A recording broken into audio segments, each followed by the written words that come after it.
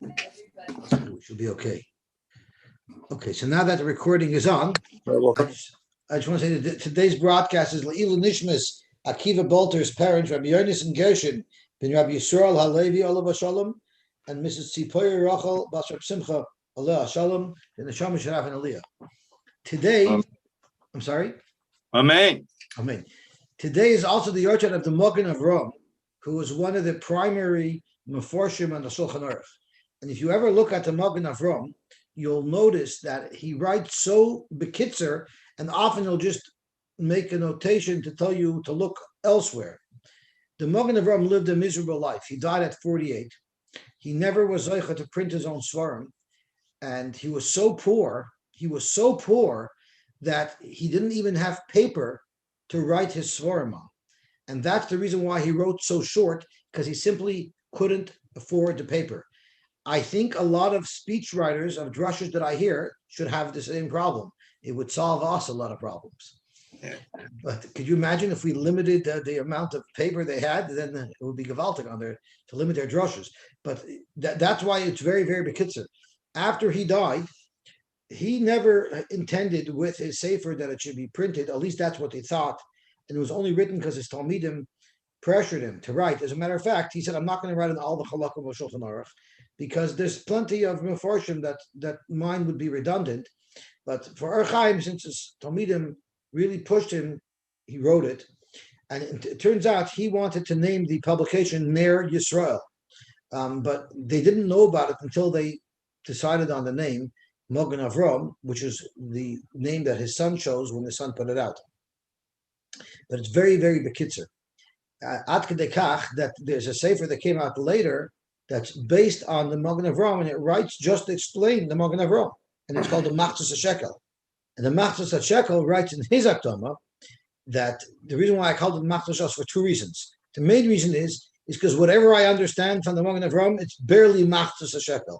It's barely half of all the kavanahs that he had. And then he writes, there's also another reason that I'd rather not publicize. So I just want to share the first comment that the Magen Avraham says at the beginning of the Shulchan Aruch, and the last comment that he says at the end of the Shulchan Aruch. So his first comment that he says at the beginning of the Shulchan Aruch, he brings down from the Shalach Kodesh that it's a good idea to connect the night with the day and the day with the night through learning or davening. So I think we could all be proud. Every morning, most Yidden connect the night and the day. If you daven kivasikin, you're straddling, your tefillah is straddling that period of time. Even if you daven in Terech Shmini, usually you're in the Besmedrash till after it's light. So once again, you're straddling the day and the night with tefillah. And if you're learning before davening, like we do, it's a huge thing because we're actually straddling the days and the nights with learning. So that helps us be zeicha to brachas.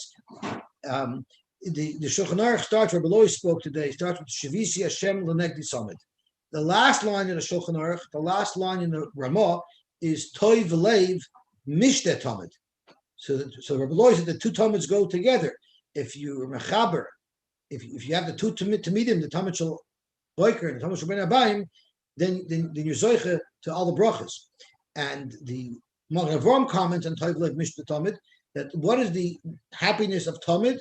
The happiness that we're supposed to be celebrating and happy with is the mitzvahs of the Torah.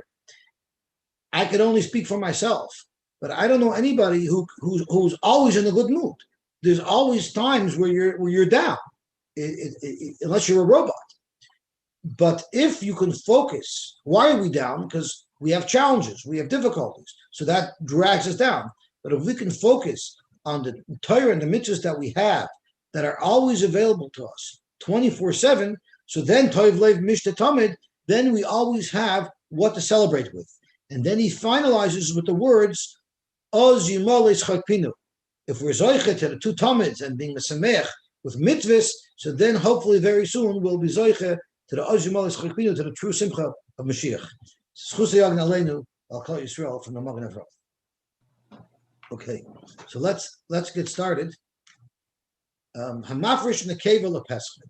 If someone sets aside a nekeva for his carbon pesach, and we all know that the animal that you use for the carbon pesach has to be male, not female, which means this carbon was never destined to be brought on the Mizbeach because it could never have been a Korban Pesach. So we would call it Dochi Me'ikara. Rebedi, it's so nice to see you. So it's Dochi Me'ikara. It's from day one, from the very first moment that you made it into a korban, it was already possible. Oy Zochar ben Shtei Shanim. We know that the korban, even if it's a male, has to be less a year old or less. If it's above a year old, once again, Mechi. Nice to see you. Long time to see. Valti. So the halacha is Yira ad sheyistoyev. Since you can't bring it as a korban, it's a puzzle of korban. So you wait until it gets a mum. V'yimacher, and then you'll sell it. V'yipludam of l'nedava l'shlamim, and the money you'll buy a korban shlamim. So one of the questions that we have to ask is, why can't you just bring it itself as a korban shlamim? And that's what the Gemara is going to discuss. Now we have another case. Hamafresh. Let me just get rid of this. I have too many things on my screen that are confusing me. Hamafresh pischa yumes is someone who's mafresh an animal for a korban pesach, and the owner died, not the animal, but the owner died. So the halacha is lo yivienu b'noi acharav. If his son, I'm sorry, I take back lo yivienu b'noi acharav l'shem pesach. His son shouldn't be makavit l'shem pesach. And Rashi says the havalei pesach shemesu bailov bein kan menuyin. So we're assuming that the father was the only person money on the korban. Since he died, it's a korban that doesn't have bailim. You're not allowed to be makriv such a korban. So therefore, he'll be makriv l'shem shalom.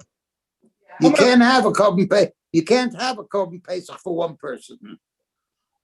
There must have been the New Year. That's right. There are shittas who hold. There are shittas who holds you could have one person alone, but there are shittas who learn that you're not allowed to have a korban pesach with one person alone. So I guess this mace, he was on it alone. Maybe he was planning to include more people later, but at the time he died, there was nobody else money on the korban besides him. So Amar B'Debei B'Shua Shema Mina, from the first halacha that the korban nekev, if it was a nekev you set aside for a korban, or if it was older than a year old, that is automatically you're not allowed to use the korban itself. You have to let it get a mum and sell, and you can't just transition it to become a korban shlamim. Shema Mina Tlas, that teaches us three rules. Shema Mina balachayim nitcha. The nitcha means if something has a psul, so it can no longer be brought on the mizbeach. It has a blemish that will no longer allow it to be brought on the mizbeach. There are people who hold, or tanoim who hold, that an animal that's alive, until it's shechted, it can never get a psul that will passel it forever. As long as something's alive, you can always repurpose it. So since this korban pesach is alive, it couldn't have been brought as a korban pesach because it's in the keva or it's too old. So this animal does not become nitcha from being a korban, and therefore you can just transition it and make it into a shlamim. In itself, you can be makar as a shlamim. You don't have to wait till it gets a mum and sell it. Ushmamina dichi mekar havadichi. There's another shaila. What if I have an animal that could never have become a korban? For instance, I have a balmum. I have a korban that's a balmum. It could never have become a korban. And I said, this should be an oila. Of course, it won't become an oila. What if the animal later healed and it doesn't have a mum anymore? Could I make this animal into an oila? So there's a shaila. If you'll dichi meikar havadichi, then you'll hold even if it never got its kedusha. For instance, you try to make a balmum into a korban, so it was never royu to be a korban. That's also considered doch, because others hold that since it was never royu to be a korban, it doesn't get this blemish. It's only considered doch if it was once royu to be a korban. For instance, I was makdish a tam, and then it became a balmum. So your korban got pushed away. That's a permanent blemish that you wouldn't be able to ever bring as a korban. But if it never was royu to begin with, for instance, in our case, and the keva was never royu to be a korban pesach, so you might think it never gets pushed away, and therefore you could be makavit in itself as a shlamim, kamashnon dichi mekar havadichi, and even though it was never royu, it's considered pushed away. Ushmamina yesh dichi b'damim, and you also see that yesh dichi b'damim, which means if you have a balmum and you're makdish it, so at most it could only have ever become kedushas damim.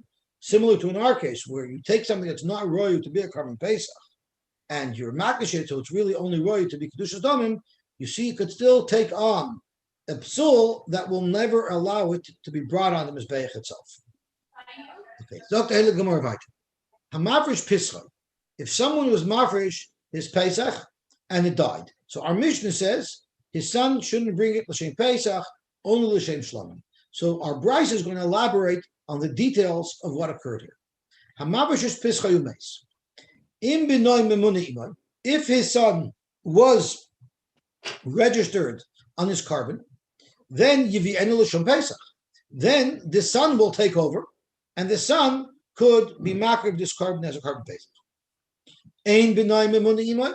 What if there was no one else memuna with the father? So now that the father died, there's nobody on this carbon Pesach at all.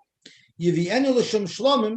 You could bring it as a Shlamim. This animal itself, you could be makriv as a Shlamim, but you can't be makriv it as a Shlamim on Yom Tov. So l'shisha also you'll have to wait for the first day Chalamoid. L'yudvav in l'tesvav loy. You can't bring it on Yom Tov. Because the Tana of this brisa that we just quoted holds nedarim and nedavos ain't craving b'Yom Tov. You're not allowed to be makriv stam nedarim and nedavos on Yom Tov. You're only allowed to be makriv karbanos that are relative to your Yom Tov, your chagigas, but not your generic personal nedavim. So the Gemara now drills down. The mis ha'av emes. When did the father die? Ilema the mis koydem chatzois. If the father died before chatzois, which is before the chiyuv to bring the carbon pesach is triggered. So let's think about this. B'noi memuna imoi, the Brisa says that if his son is also registered on the carbon, yivi'enu l'shem pesach. The son could bring this carbon as a pesach. Frek the Gemara, this son is not allowed to bring a carbon pesach today. Hachala aninus ilu yemei kara. Before the chiyuv to be makriv the carbon pesach was chal, which means chatzois. Before chatzois, this son became an oinen, so he's potter. He's not allowed to bring. He's also to bring the carbon pesach. So if he's also to bring the carbon pesach, what does it mean? Yivi'enu l'shem pesach. Ella, the only way to understand the psak of the brisa that allows the son to bring this carbon as a carbon pesach is el demis acher chatzois. It must be that the father died after chatzois, after the son already got his chiyuv carbon.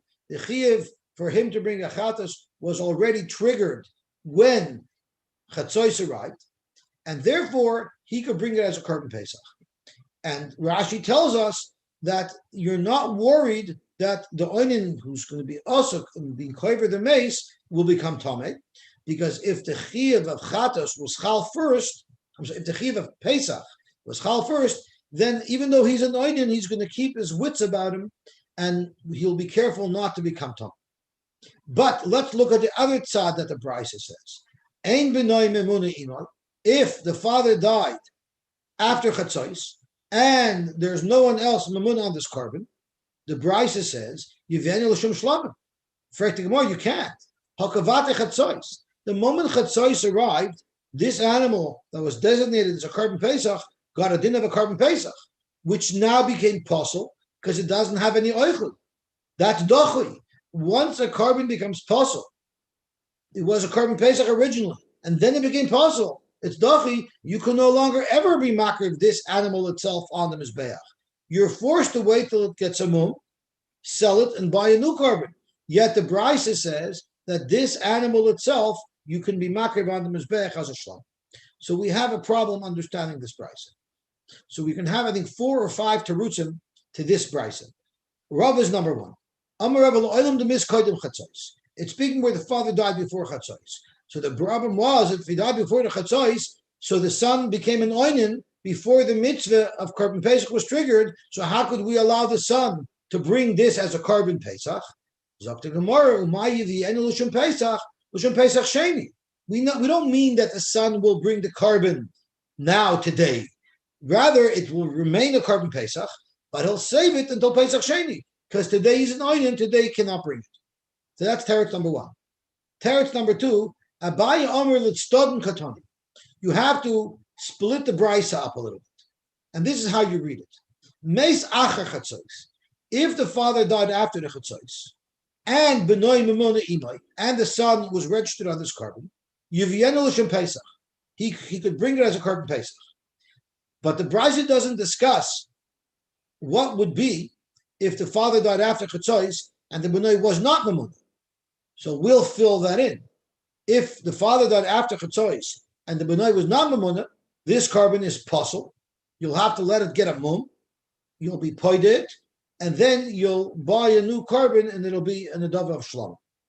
How about meis koidim chatzos? What if the father died before chatzos?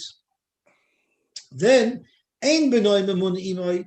If the son is not registered with the father, so then this carbon never was triggered as a carbon pesach because the father died before chatzos. So yivi en l'shum shlamim. You'll bring it as a shlamim.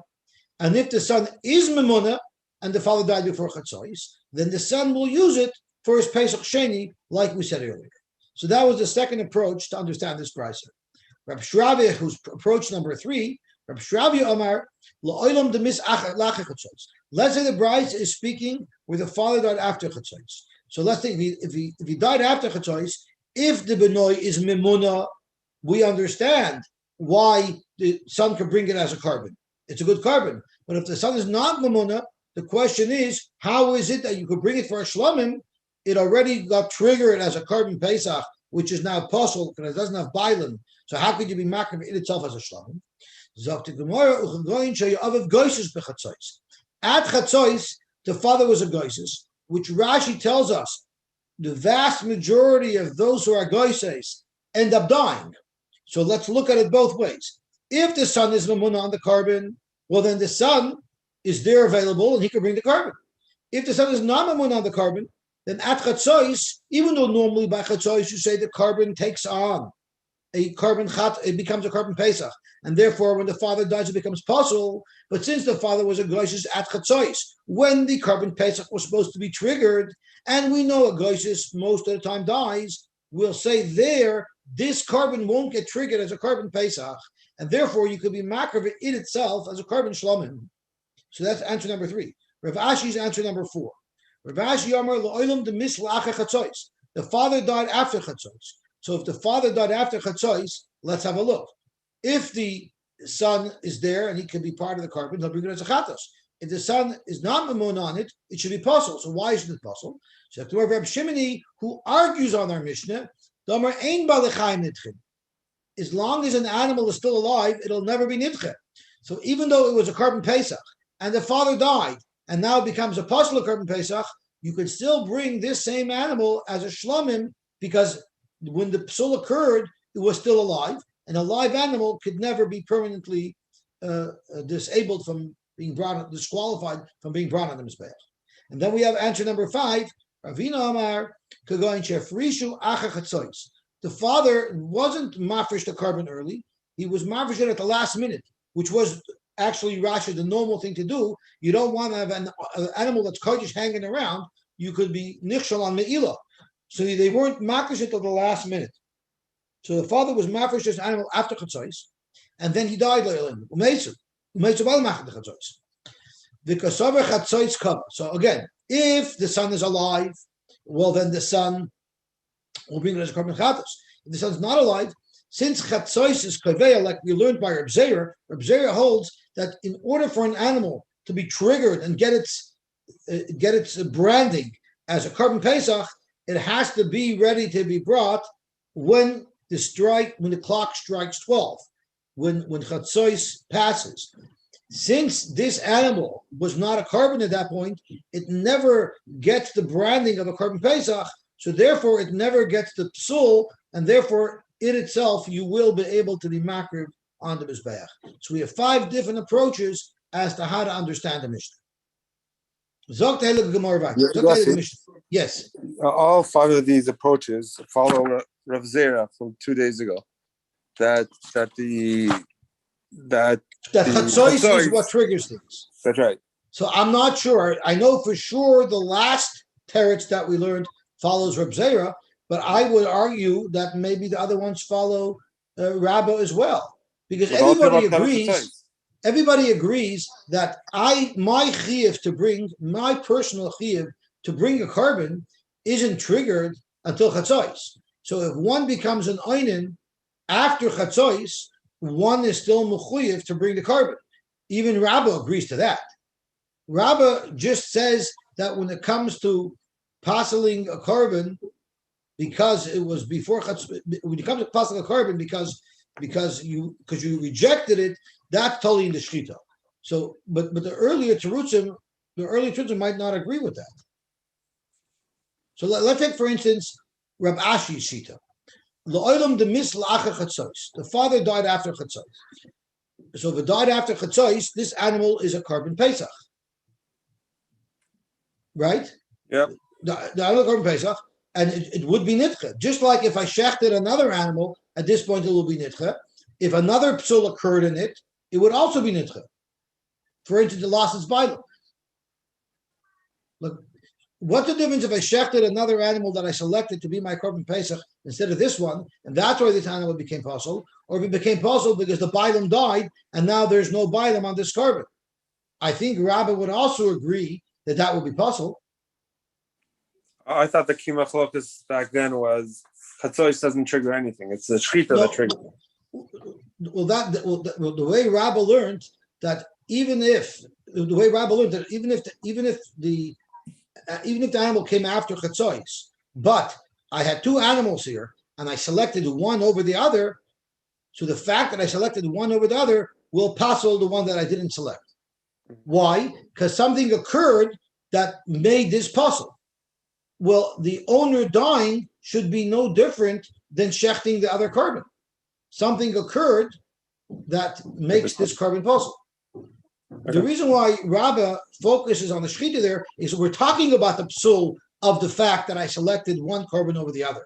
But when I'm talking about a different type of psul, such as an animal that doesn't have a bilan, that psul should be able to come anytime after chatzos, just like selecting the other carbon occurs after chatzos. So I'm not sure if this would disagree with Rabbah, but the last shot seems to for sure disagree with Rabbah. But I might be wrong. That's just how I understand it. Someone told me, Chaim Tzvi Margulis told me a very cute little thing. We know that Rabbah and Reb Zera argue about, is the psul triggered by the shchita or is the psul triggered by chatzos? So he says on Purim, there's a funny story that Reb Zera shachit l'Rabbah. So he says, you see, the shchita is the Rabbah. Means Rabbah makes it hinge on the shchita. So he threw out that cute remez. Okay, Zok Tehillah Mishnah. HaPesach shenis arev bezvachim. Carbon Pesach that are mixed up with zvachim. So Rashi is are mixed up with an osham and an oila. There's no possible way to process these three karbonos in a way that it'll be consistent with all three. Because technically, if you found a way to process all three of them in such a way that would honor, that would work to kasher all three karbonos, you can do it that way. But the carbon basically you got to eat. The oil you can't eat. The osham could only be eaten by a kohen. So there's no way to satisfy all of the needs. So you have to find some way to separate these karbonos. They're all mixed together. So so the halach is kulon yir achi yistavu. You're going to have to put them out to pasture until they get a mum. Once they get a mum, via machu, you'll sell them all. Now the chances are that not all the animals have exactly the same value. One might be worth more. So let's say, just for argument's sake, two of the animals are worth $75, and one of the animals is worth $100. Since you don't know which animal is the animal that was worth $100, so then you have to use the $100, which means you now have to buy 3 new animals, and each of these new animals have to be worth $100, because it might be the Pesach that was worth $100, it might have been the Oila that was worth $100, and it might have been the Osham that was worth $100. So who puts in that extra money? The homeowner always pays. Okay, so let's think of how you do this. You have 3 animals and you don't know which is which. So what you do is you take $300, and I'm not going to say $100 bills, because I'm not sure if when you make pidyon, if you can do it on a piece of paper that represents money. Could be you actually have to use something that has intrinsic value, like a real gold coin, but I don't know the halacha. We'll have to learn that when we learn kachim. So let's say you take $300 bills, and you say whichever one of these three karbanos is the Pesach, I want it to be chal on this bill. Now I know with this bill I can go and buy a carbon Pesach. And then they say whichever one was an Asham should be chal on this bill. And then I take this bill and I go buy a different animal for an Asham. And then they say whichever one of these three is the Oila should be chal on this bill, and then I take this bill and I go buy an Oila with it. And then you bring all the three karbanos and you're good to go. And then you're the proud owner of three animals that are possible. You're the proud owner of three animals that have mumen that you redeemed from being karbanos. Now, what happens if it's nis'arv b'bechoros? You have carbon pesachs that got mixed with carbon bechoros, and the complication with bechoros is you cannot be poida a bechor. Period. So we have to find some way to deal with this. Now, what's important about bechoros is a bechor means if anybody has a firstborn animal, it's brought as a carbon, it's treated as a shlomim, but the kohanim eat the meat. If this animal gets a mum, then the kohen gets the animal, becomes chulin, and the kohen just gets himself a free animal. As a matter of fact, the Gemara discusses that a kohen is not believed to say that his bechor got a mum. And if he claims that the bechor that he got had a mum, he has to prove that he didn't put it there himself, because the kohen has every incentive to want to make a mum in the bechor, because then it's not a carbon, it gets to become his free chulin animal. So whatever the case is, in this case, he had a carbon pesach that was good, and it was confused with a bechor that's good. So you have two karbanos here. What do? The good thing here is that there is a way to eat them both, to process them both, and to be happy with both halachas, because they're both shechted the same way, and they both have the zurika done the same way. The difference is a bechor could only be eaten by a kohen, and the difference as well is that a carbon pesach could only be eaten for the first night, while a bechor can be eaten for 2 days and a night. So Reb Shimon says, Imam Chabur's Kayhanim, if the people who were in this Chabur were all Kayhanim, and all of them have this mix-up, they can eat them. So they'll eat both animals Pesach by night, and they'll eat it as if they would eat a bechor, and therefore one of these, they would have all ended up eating the carbon Pesach, because they'll all eat from both these animals. So that's a way to solve the problem without redeeming anything. Frek the Gemara, how could you do that? How could you allow the Kohanim to be makriv a bechor and treat it like a carbon Pesach? What they're doing is they're limiting the amount of time that you're allowed to eat this bechor. We know we have a minute that we don't say Mishmar L'Soida on Erev Pesach, and we don't say Mishmar L'Soida on Erev Yom Kippur. Why? Because a soida can be eaten for 1 day and the night following. On Erev Pesach, we wouldn't be able to eat the carbon for the entire time that it's designated to be eaten, because come the Isser Chametz, we can no longer eat the Lachmi Toida. Or on Yom Kippur, Erev Yom Kippur, if you bring a carbon Toida Erev Yom Kippur, you won't be able to eat the meat tonight. So therefore, we don't say Mizmor L'Soida on Erev Yom Kippur, and we don't say Mizmor L'Soida on Erev Pesach, or all of Pesach for that matter. So here too, Frek the Gemara, V'kamaisi Kochim L'Veis Psul. If you're going to keep the carbon Pesach and the Bechor together, you're going to limit the amount of time that you're allowed to eat the Bechor, and you're not allowed to do that. So the Gemara, who in our Mishnah said that you should do this? Reb Shimon. Well, guess what? Reb Shimon L'Tamei, the Amr Mevin Kochim L'Veis Psul. Reb Shimon knows that's not a problem. So if you're ever davening for the Amud on Erev Yom Kippur, or if you're davening for the Amud Erev Pesach, and by mistake you say Mizmor L'Soida, and everyone starts screaming at you, no, you don't say Mizmor L'Soida. Just turn around and calmly tell them, I go like Reb Shimon, and then you don't have any problems at all. Because according to Reb Shimon, you're allowed to. Ditnan, Osham shenis Arab b'shlamim. If you had an Osham that got mixed in with a shlamim, so let's think. An Osham is kachim, it can only be eaten in the Zara. It's eaten for 1 night and 1 day. Shlomim could be eaten anywhere, but it's eaten for 2 days and 1 night. So Reb Shimon Aimer, not a problem, even if they're mixed together. Yishchadu b'tzafain v'yoichlu k'chaymer shebehem. Shechted b'tzafain, like the Osham, which also will honor and meet the requirements of the Shlomim. You'll eat it in Dezara only, which is good for a Shlomim. A Shlomim you can eat it all of Yerushalayim, but at the end of the day, you can eat it in the Azara as well, and finish eating it by the end of the night, like you would the Osham. That's what Reb Shimon knows, and he wasn't concerned that the Shlomim that we're bringing, you're going to limit how much you're allowed to eat it, and you're limiting it from the 2 days to the 1 day. Amr Loi, but the Rabbanan argued with him. They told him, Ein Mavin Kachim Leveis Hapsul. You're not allowed to bring Kachim when you're sure going to reduce the amount of time that it's allowed to be eaten. So, Frank the Gemara, for Rabbanan Hechavdina, since the Rabbanan do not allow us to bring the Bechar and the Pesach together because you're reducing the amount of time that the Bechar can be eaten. So what solution is there if you have a Bechar that got mixed up with the Carbon Pesach? Amarava, I'll tell you what to do. Namtin loy achi yumamu. Wait till both these animals get a mum. And then what you'll do is, v'yavi behemish shmeina, you'll bring one animal that's fat, which is parallel to the larger of these two animals. So it's the same value as the more valuable of these two animals. The layman, you should say as follows: Kol heicha de isa lePesach, whichever one of these two animals is a carbon Pesach that's now possible because it has a mum, tachal alei dahai, should be chal on this animal, and now this animal becomes the carbon Pesach. And then I have two animals that are chulin. One is the carbon Pesach that I redeemed, and one is the bechar with a mum, which automatically is chulin, and it just belongs to the kohen. V'achalahu b'taris bechar balmum, and he'll treat both those animals as if it was a bechar balmum. What's the difference between the meat of a bechar balmum and regular chulin meat? The difference is that one may not sell the meat of a bechar balmum. So a kohen got this free meat, he got this bechar balmum. He's not allowed to sell this in the market. He is allowed to sell it from his house.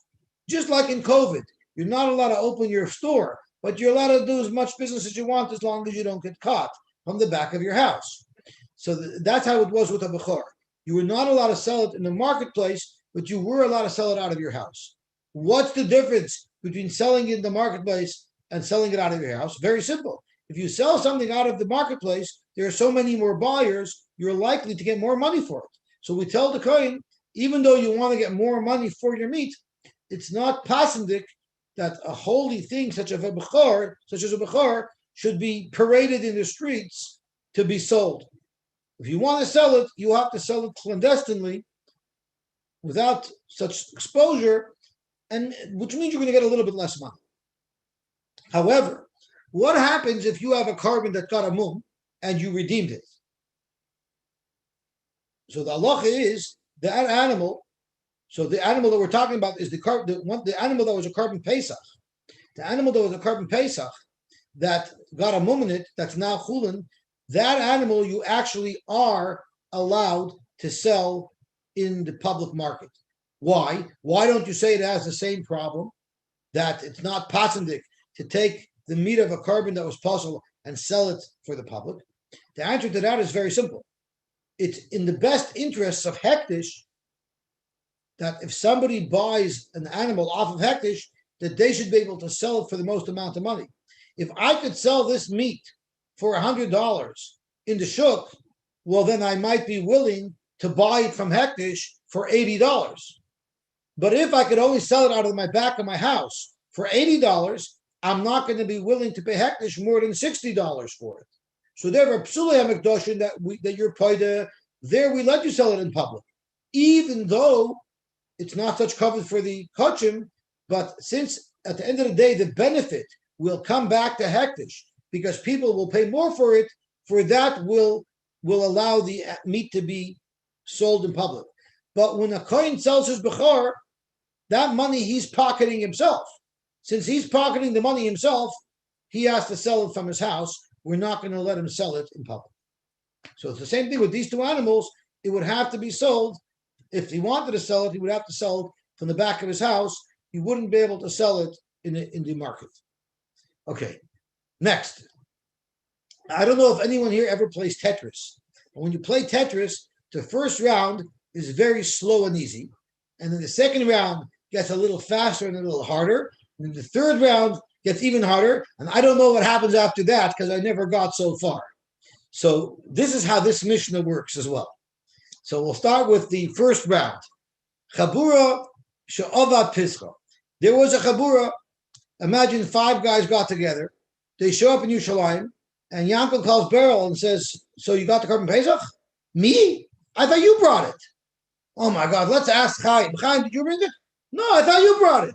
And now you have 5 guys that got together on the Carbon Pesach, and they don't have a clue where it is. And they're all fighting who was responsible to bring it. So they told them, they told Yaakov, you know what? Sayu Bakesh, go look to see if you can find our animal. It should be very easy, because how many animals are you already going to see lying around on their Pesach? It'll be easy to find our animal, of course. So he go find our animal. You might be rushed. Just find it, run to the base of Mikdash, just get it under the wire, get it shechted, and hopefully we'll have that Carbon Pesach. And Yaakov went and he found the animal. V'shachat, and he shechted it.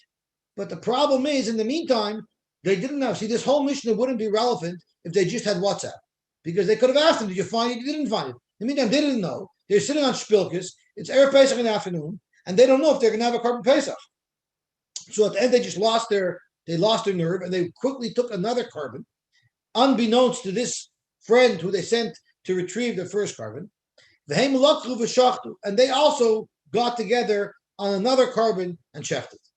So Zok Mishnah, Im Shaloi Nishchat Rishon, if his carbon was shechted first, so he's registered on it, they're registered on it, that's their carbon. So therefore, Hu Oichel Mishaloi, Vein Oichel Nimoi, Mishaloi. All of them are registered on this carbon. The other carbon that they brought later on is going to be a possible carbon, because it didn't have any Oichel, because they were all connected to the first carbon. Im Shalahem Nishchat Rishon, but if their carbon got shechted first, so what's going to happen is they've then removed themselves from the registration of their original carbon, and they reconnected to this new carbon that they brought. So they're going to eat their own Carbon Pesach. He wasn't connected to their other carbon. He was just connected to the one that he brought, so he eats from the carbon that he found. What about him? What if we don't know which one was shechted first? Or they were both shechted at virtually the same time. So we have no idea which carbon the group was going to be connected to, because we don't know which was first. So he doesn't have a problem. He was only ever connected to that one carbon. But for him, they can't eat with him because maybe their carbon was shechted first and their registration transferred. So and theirs they can't eat either because maybe they are registered with him. So therefore, but nevertheless, they for sure were yoytze the Carbon Pesach. They're registered on one of these two carbonis, which is kosher. They just don't know which one. So therefore, upatur milatus Pesach shem. They won't have to make a Pesach shem. So this was the first round of tekens. And they don't get to eat any of it either. I'm sorry? And they don't get to eat any of it. That's correct. They don't get to eat any of it. They'll have to find something else to eat that night. Well, But what happens if he didn't find it and they went out and shechted another carbon? Is he So part of it? they have a carbon and he's out of luck. So they didn't count him in. That's right. They didn't count him in. He doesn't have a carbon. So I don't know if he's chayiv karish. He's probably not chayiv karish. I don't know what he'll have to do. Maybe he'll have to bring a Pesach sheni.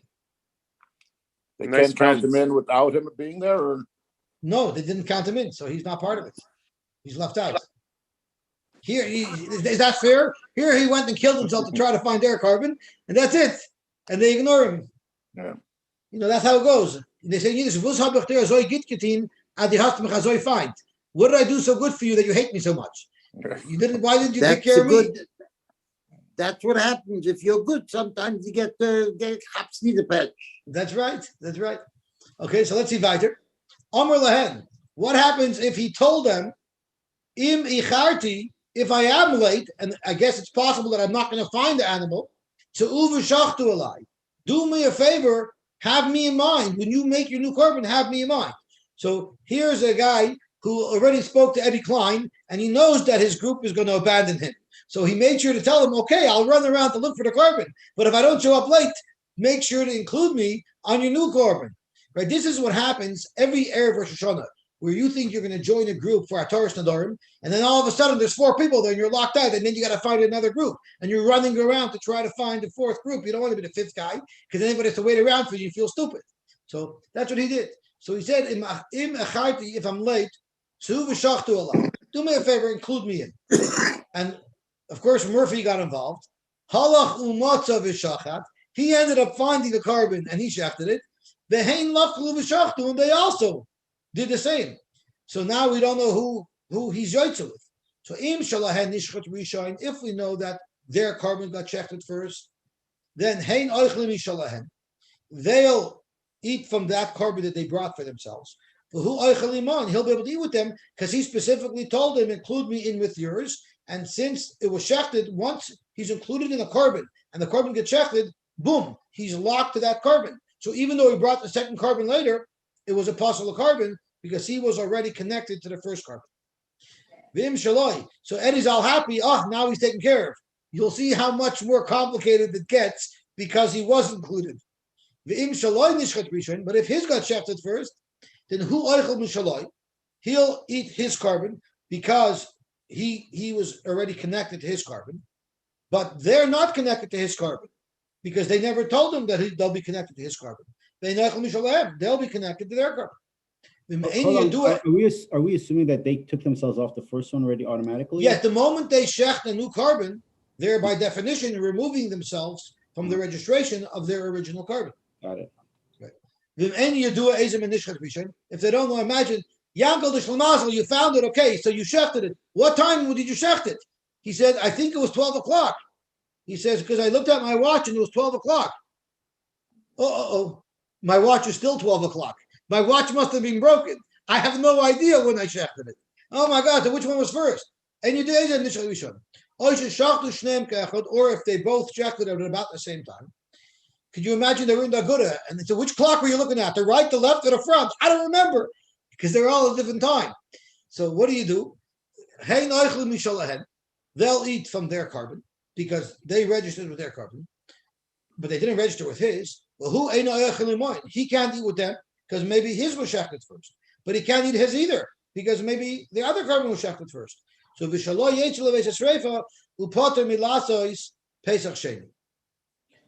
and he's part of making a Pesach Sheni because he was registered on one of these two carbonates. He just doesn't know which one. So the worst thing is he'll be a little hungry tonight. Now we're on to the third level of Tetris. Amru lahen v'amru loy. They both said, please include us in your carbon.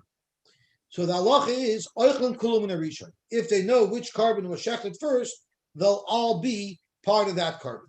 And the second carbon is possible. However, then both carbonas have to get burned because they were all connected to one of these two carbonas. We just don't know which one. So they're all yoitze, but they can't eat any carbon. And how's my favorite part of the Mishnah? How about loy amar lahen, v'loy amar loy? No one made up the cover for anybody else. Ein achroyin zeluzeh. So nobody's achroy on each other. And Rashi says, ein achrayis v'tayna zelzeh. Nobody has a connection to either one. The ein zevuzeh chosheshin ezen nishchad rishon. And now it doesn't matter anymore which one was shechted first. Elahein oichlim mishalahem v'hu oichlim mishaloi. They can eat their carbon, he can eat his carbon, and everything's kosher, there's no problem. So what's the moral of the story? Keep your mouth shut. If you don't say anything, then everything works out good. All the problems started when people talk too much. Make me part of yours, make me part of you. If they didn't say anything, then everyone's covered. That's not my opinion. That's going to be the Gemara's opinion. What happens if you have 5 people who joined up on one carbon and you had 5 people who joined up on another carbon? And they were schmoozing along the way and the 2 animals got confused. So now they don't know which animal belongs to which group. So the obvious suggestion might be, what's the big deal? Let these 5 guys take one animal and let them say, if this is our animal, beautiful. And if it's not our animal, we're swapping with you. Or if it's not our animal, we're changing our registration. So Rashi says, and the Gemara is going to show us as well, you can't do that. Because anytime a carbon Pesach becomes a carbon Pesach, it's never allowed to be, even for a second, without any registrants. There always has to be at least one registrant, even though you could pull your registration from a carbon Pesach, there always has to be remaining at least one registrant. So we need to find a way to transfer this animal around in such a way where there's always going to be one constant. So this is how you do it. Group A takes one animal, and Group B takes one animal. And they take one person from each group and they trade places. In each group, there's somebody not from their group. And this is what they declare. So we're a group of 4 now with an alien, a 5th, who came from the other group. So us 4 people tell the alien, Im shalonu pesach hazeh. If this animal that we took is really ours, then yodecha meshuchosh mishalach. You give up your registration from the animal that you were originally registered on. The nimnas al shalom, and you'll join with us. Now that doesn't cause a problem because there's still 4 people that have remained registered in the other carbon. So there's no carbon that didn't have a registrant. Vim shalahu pesach hazeh. But if it turns out that the animal that we took is not really ours, it's really yours, well then Yadena Meshuchas Mishalanu will relinquish our registration on the other carbon, Vinemninu al Shalach, and we'll join you on this carbon. So they had a way of transferring their registration while at least one person remained registered on the carbon. At this point in Tetris, I'm already out. So I'm now in uncharted territory. Imagine if you have 5 chaburas and there's 5 people in each chabura, or vishal asar, or 10 chaburas with 10 people each. You do the same thing. You just make sure that every carbon has representation from every single group. And they do the same thing as long as at all times there's one person from each group at each carbon, so therefore they could do this and make it work out. Okay, now we're going to go right back to the beginning and simplify things. What if there's only 2 carbonas that are each only owned by one person? So you don't have a way of transferring the ownership and also maintaining a registrant at all times. So what happens if it's Shnaim Shenis Aru Pischein, 2 people, Reuven and Shimon, and they mixed up, they don't know which animal belongs to who. So the halacha is zeh moishech lo'echad, v'zeh moishech lo'echad. Each one takes one animal. They don't know if it's their animal or if it's their friend's animal. And then they call in partners. Zeh memane imoy echad min hashuk. Reuven brings somebody from the shuk to join with him. V'zeh memane imoy echad min hashuk. And Shimon takes another partner from the shuk.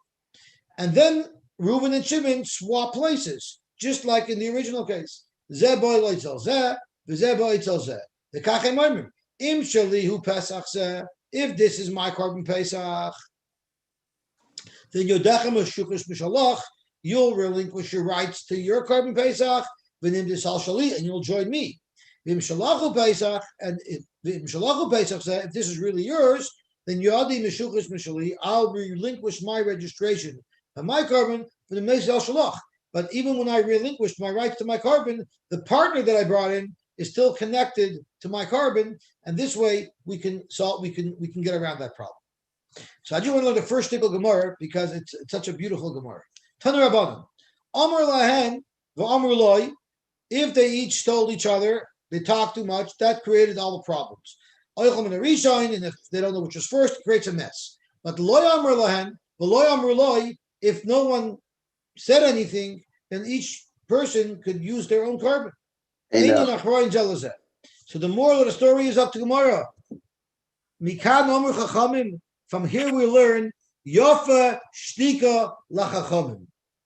It's very wise for wise people to keep their mouth shut. Kal v'chomer l'tipshin. Kal v'chomer for a fool, it's a good idea to keep your mouth shut. Shenemar, the pasuk says, let's read it inside. The pasuk says, Gam evil machrish chacham yichashev. Even a fool, if he keeps his mouth shut, someone might think he's smart.